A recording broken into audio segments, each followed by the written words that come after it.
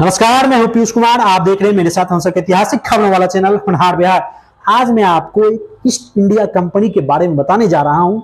इसके बारे में तुलसी नरका क्या बढ़ा, समय होत बलवान, भीलन लूटी गोपियां, वही अर्जुन वही बाण। एक समय था जब ईस्ट इंडिया कंपनी, जो ईस्ट इंडिया नाम की जो ब्रिटिश कंपनी थी, उसका लगभग पूरे विश्व में राज हुआ करता था।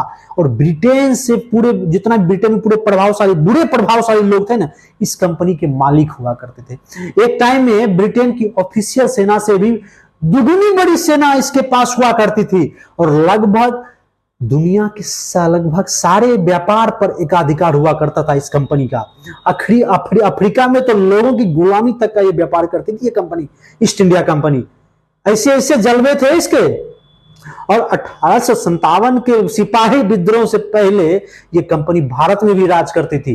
और ऐसा कौन सा भारतीय होगा जो इसके जुल्म से, दास्तान से परिचित नहीं होगा। ईस्ट इंडिया कंपनी के ऐसे ऐसे कई अनेकों जुल्म थे जिससे हर भारतीय जो उसमें वो परिचित होगा। खैर, ये तो हुआ ईस्ट इंडिया कंपनी का इतिहास, जुल्म का इतिहास।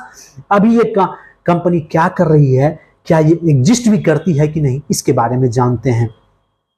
एक बात मैं बता देना चाहता हूं कि हर चीज का अंत होता है। जैसा मैंने ऊपर लिखा है, समय होत बलवान, तो ईस्ट इंडिया कंपनी का भी बुरा समय आया। ऐसा नहीं था कि नहीं आया। एक समय लोगों ने कंपनी के प्राइवेट इक्विटी से बहुत पैसे कमाए इस इंडिया कंपनी से। बाद में इसी ईस्ट इंडिया कंपनी के शेयर को, सर्टिफिकेट को 2 कौड़ी के भाव में बेचा गया है। जिसके पास भी ये शेयर था वो कचरा था, कौड़ी के भाव में था।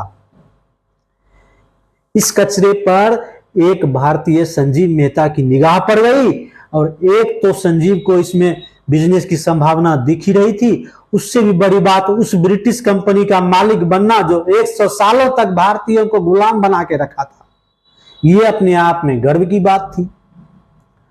संजीव मेहता ने ईस्ट इंडिया कंपनी को महज 20 मिनट में खरीद लिया। जो कंपनी 100 साल तक भारत पर राज किया था, वो कंपनी को संजीव मेहता जो भारतीय आदमी था, वो 20 मिनट में इस कंपनी को खरीद लिया। इससे बड़ी बात क्या हो सकती है। उससे ज्यादा मजेदार बात की यह है कि उन्होंने इस कंपनी का मूल्य एक पेपर, नैपकिन पेपर पर लिख के दे दिया था और उसी भाव में उन्होंने इस कंपनी को खरीदा। एक नैपकिन पेपर पर ईस्ट इंडिया कंपनी को भारत के लोगों ने खरीद लिया। आज ईस्ट इंडिया कंपनी का चाय का व्यापार करती है और इसका पहला स्टोर लंदन में ही खुला है।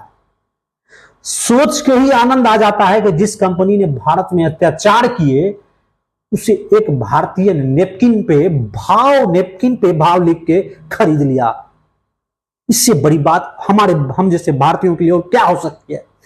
ऐसा सच ही कहा गया है कि समय बलवान होता है, समय का इंतजार करना चाहिए। आपको हमारा ये ईस्ट इंडिया कंपनी वीडियो कैसा लगा? अगर अच्छा लगा तो लाइक कीजिएगा, कमेंट कीजिएगा, शेयर कीजिएगा और हमारे होनहार बिहार चैनल को सब्सक्राइब करना बिल्कुल मत भूलिएगा। बहुत बहुत धन्यवाद।